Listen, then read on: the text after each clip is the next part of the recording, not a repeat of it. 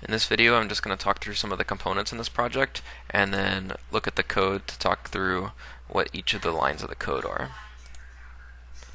So over here in TinkerCAD, if I go to the components and then click this little tab up here, I can go to this other view and it will tell me some of the descriptions or definitions of the components. So I have a resistor and an LED.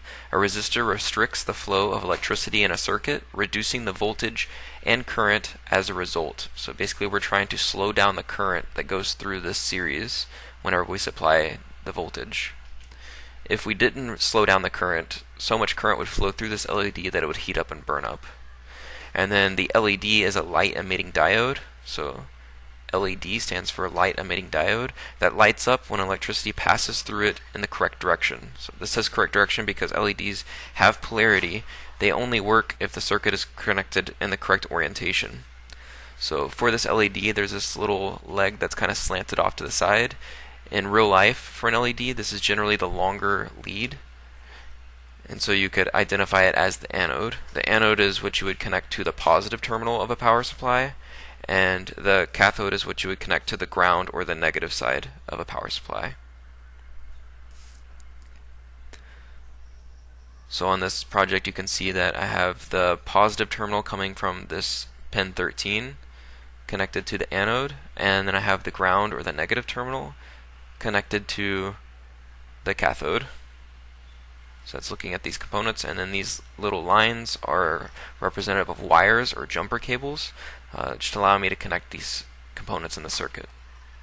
And then this is connected in series because it's just going one right after the other. They're all lined up in a straight line around the circuit, so that is a series circuit. And then looking at the code for a second, I put in some comments. So if I put 2 forward slashes, that becomes a comment. So this is a comment, and it will be ignored.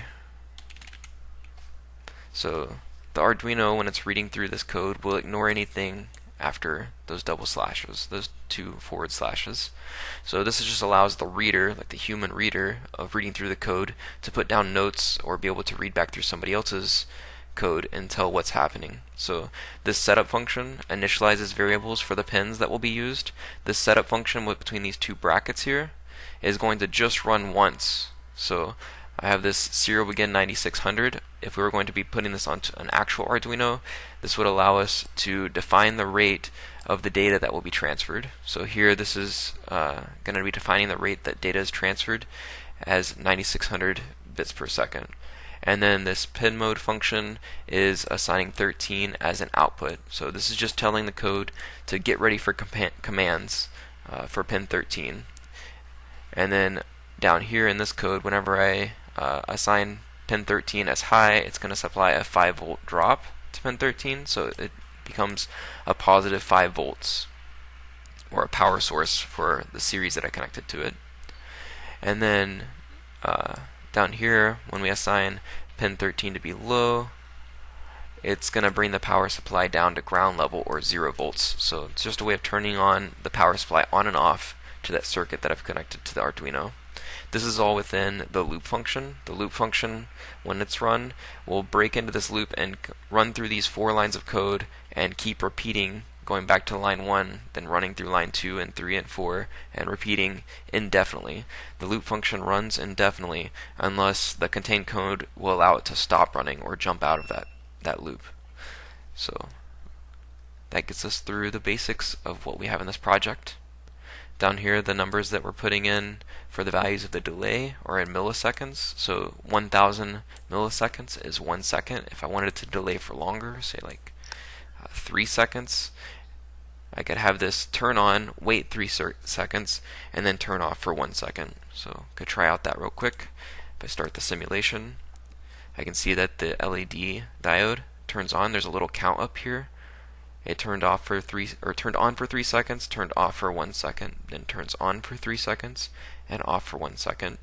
So I could press this little code toggle button to play with the code, jump back out, and restart the simulation. It won't let you change any of the code unless you stop the simulation. So this little play and stop button up here will let me start and stop the simulation. It won't let me edit anything unless you press stop.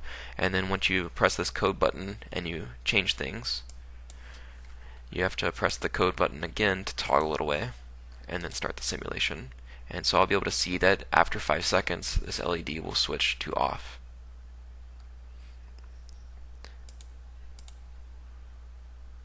Five seconds on and 1 second off.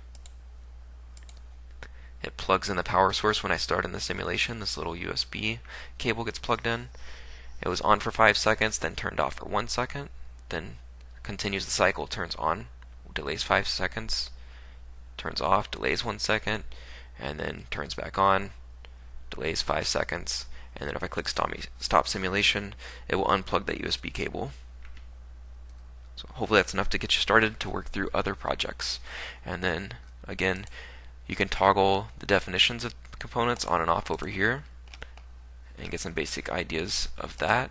And then in the Arduino projects, there's lots of projects already listed that you could play with. So you could have a servo motor run or play some tones through speakers. And then whenever you drop those out, you could go and click on the code and look through those. So good luck.